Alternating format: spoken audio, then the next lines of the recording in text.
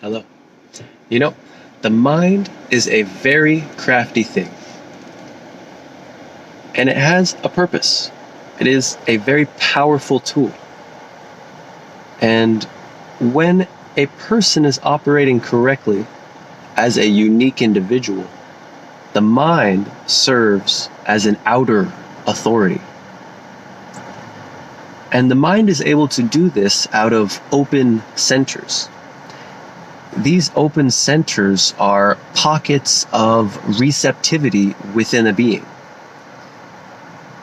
And these pockets of receptivity pick up conditioning from the world around it.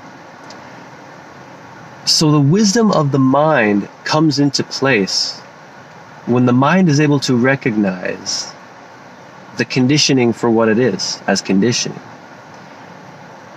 Because the mind is within a body. And this body has an imprint similar to the mind. For we're functioning out of a primary duality of body and mind, also called design and personality in technical terms. And this design crystal is fed neutrinos from the sun and other sources, primarily the sun. Around 70% of the neutrinos that feed our consciousness come from the sun. And so these neutrinos come into the crystal and they leave the crystal. There are 3 phases to that. There's an entry, a movement within, and an exit. These all occur at a stage called the subline.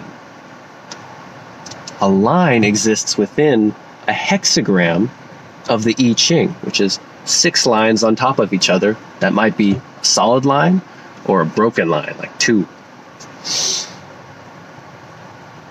But you don't really have to worry about any of that. There are layers and layers and layers of complexity to what is truly a very simple understanding. The easiest way to linguistically share the most valuable thing that can be shared in light of design awareness is simply strategy and authority. This is the ability to respect and honor that innate definition we have received when we were born. Because you see, the mind can fill in those empty centers that are full of conditioning. And when we're operating incorrectly, that conditioning in the open centers drives our actions, and we make decisions from that conditioning.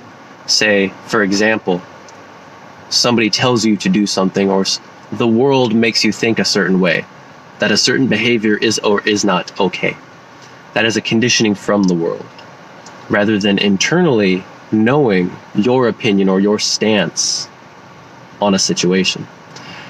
And that's where the imprint comes in handy. That imprint we've received, you can see in the body graph itself.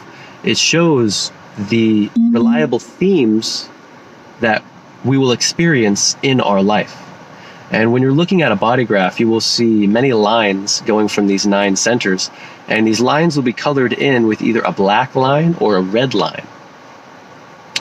The black lines are definition within your personality. The personality is who you think you are. So you're consciously aware of this. The black lines are just that. The red lines, however, are the design imprint. These lines exist in the subconscious or the unconscious realm, where you're not consciously aware of what's going on, but since it's your body, your vehicle, you become aware of yourself over time. You see, the challenge is this mind fits into those open centers and operates out of conditioning, leading to suffering. When in reality, to be correct as an individual, to follow your unique truth, you need to operate from your imprint. This is something that's reliable, that the universe gave you the moment you were born, depending on exactly where and when. And so that makes a huge difference when the mind is no longer inner authority. For you see, when the mind is operating as both inner and outer authority, it cannot be honest. To protect its own interests, it needs to operate dishonestly to survive.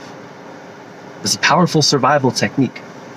And this has been evolving for, as you know, billions of years.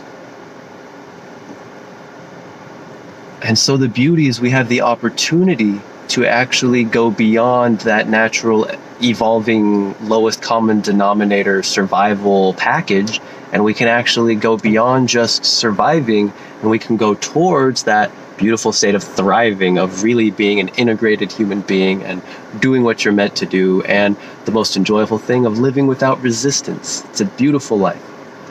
So it feels completely different. The mind is no longer responsible for making decisions in this life.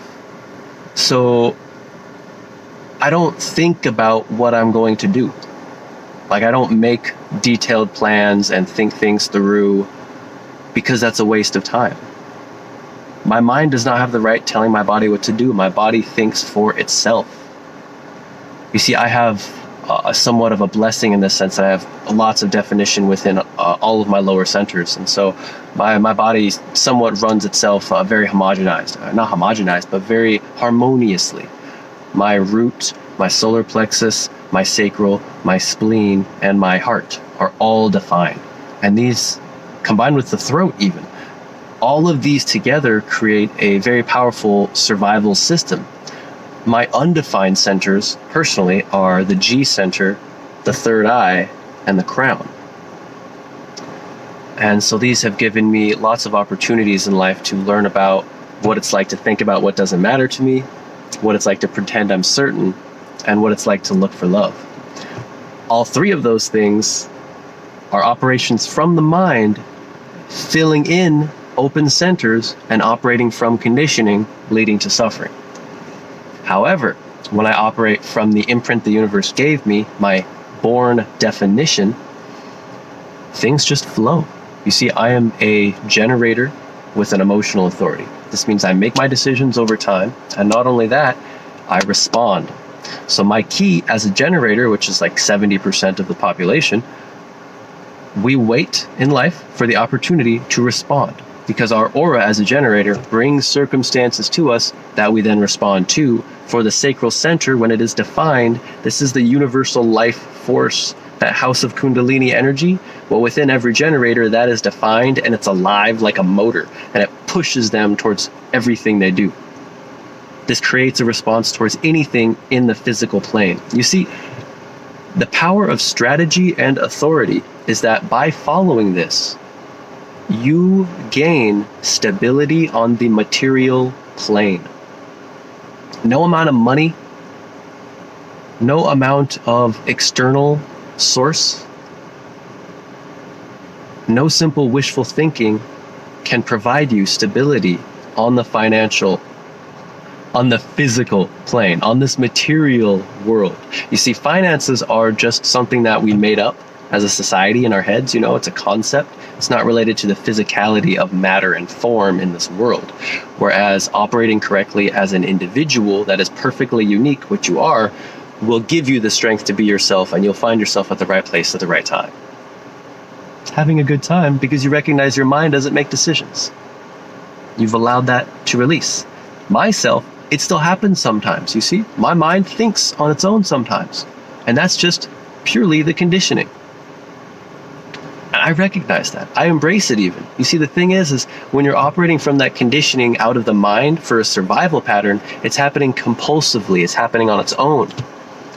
But if you're consciously engaged with the conditioning field, that is a very joyful experience. That is the chance to engage in mastery. Because you know all of that conditioning, it can stick and it can fall right off. It can slide right off like nothing.